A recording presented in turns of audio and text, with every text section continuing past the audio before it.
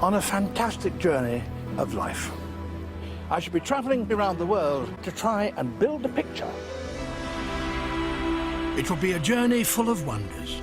Parts of it were unknown until only a few years ago. In 50 years of programme making, I've been lucky enough to explore the living world in all its splendour and complexity. The biggest creature that exists on the planet.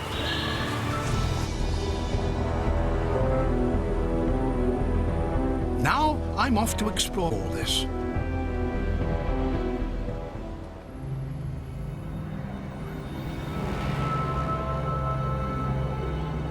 My journey begins very close to home.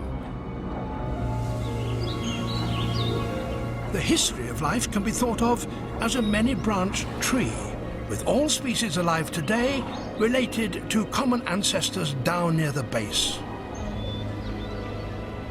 The 5 kingdoms of life, the main branches, were established early on. Bacteria, protists, amoeba-like creatures, fungi, plants, and animals. That, for me, is the most fascinating question of all.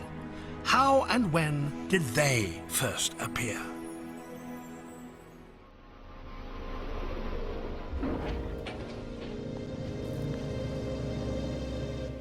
The rocks here are among the most ancient in the world, around 600 million years old, in fact.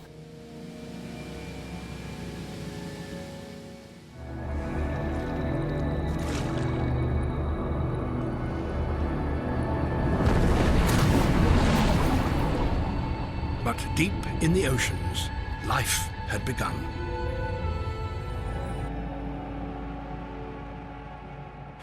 It's a sponge.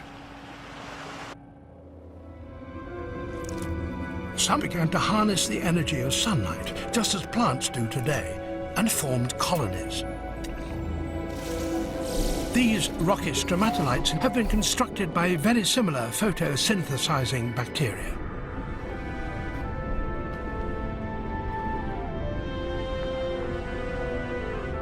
Others managed to survive by extracting nourishment directly from the environment, like the fungi and animals that would later evolve. Fragments of red stone are embedded in the darker rock. They look out of place, and in fact they are. Geologists call them drop stones. They were transported here by glaciers.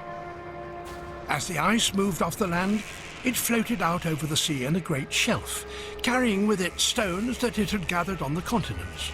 And when the ice eventually melted, the stones fell into the sediments on the seafloor. Here, nature stages one of her greatest dramas.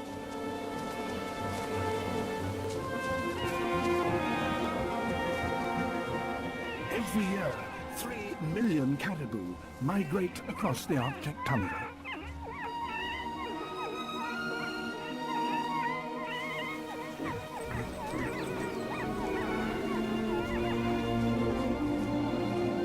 The immensity of the herd can only be properly appreciated from the air.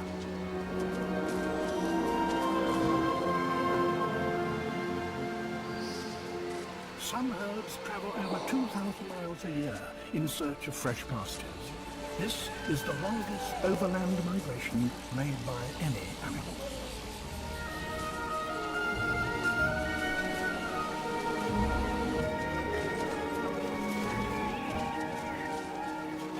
They're constantly on the move. Newborn calves have to be up and running the day they're born.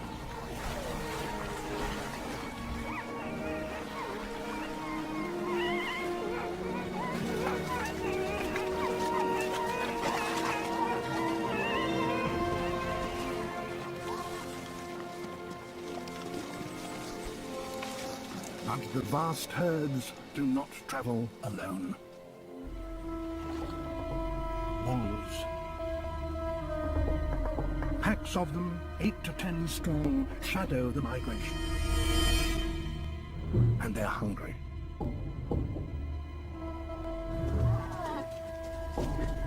It's the newly born calves that they're after.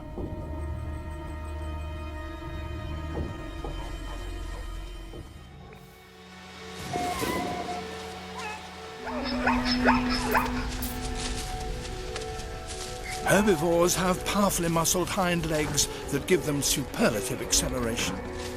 Invaluable if you're caught unawares.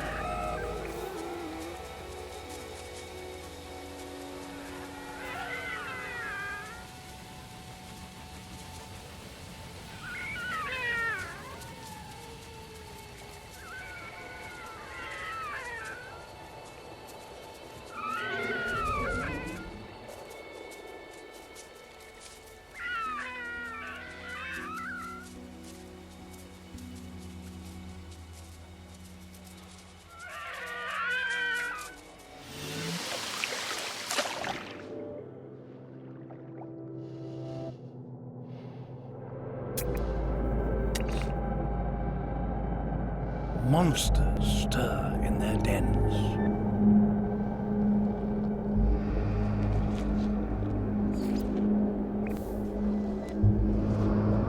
The world's largest amphibian. They're the only large predator in these icy waters. They begin their hunt at night.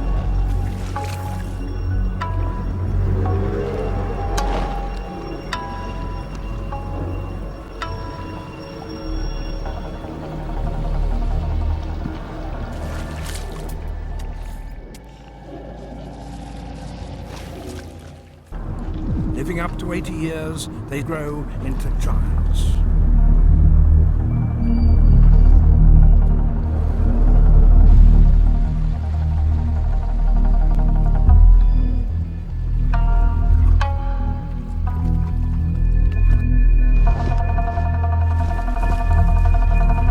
The fish they hunt are scarce.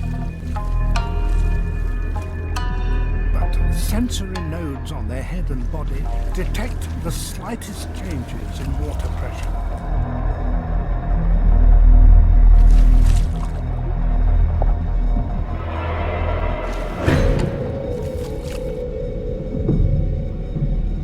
Free from competition, these giants can dine alone.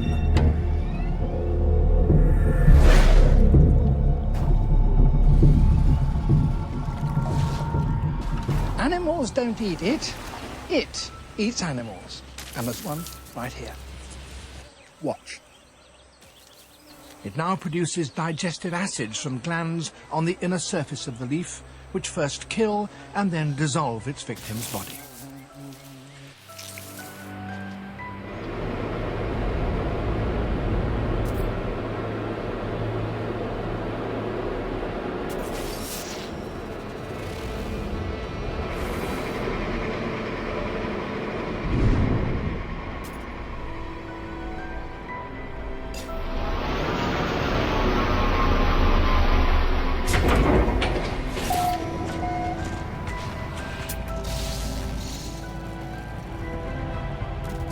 And this enchanting little creature is what we were looking for.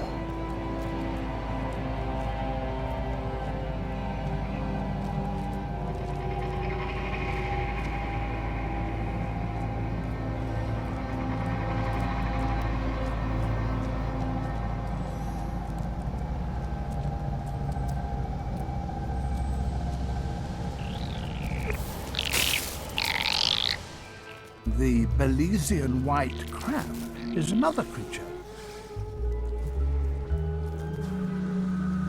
Living in perpetual darkness, they have all not only lost the pigment in their skin, but also their eyes.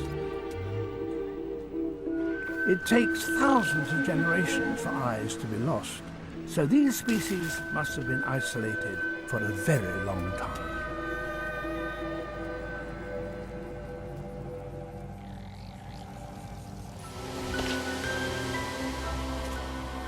Until human beings devised weapons for themselves, this was the most powerful killer, the top predator.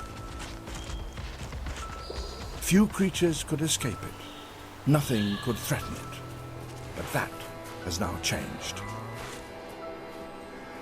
Hunting animals need hunting grounds, and that inevitably brings them in conflict with humanity.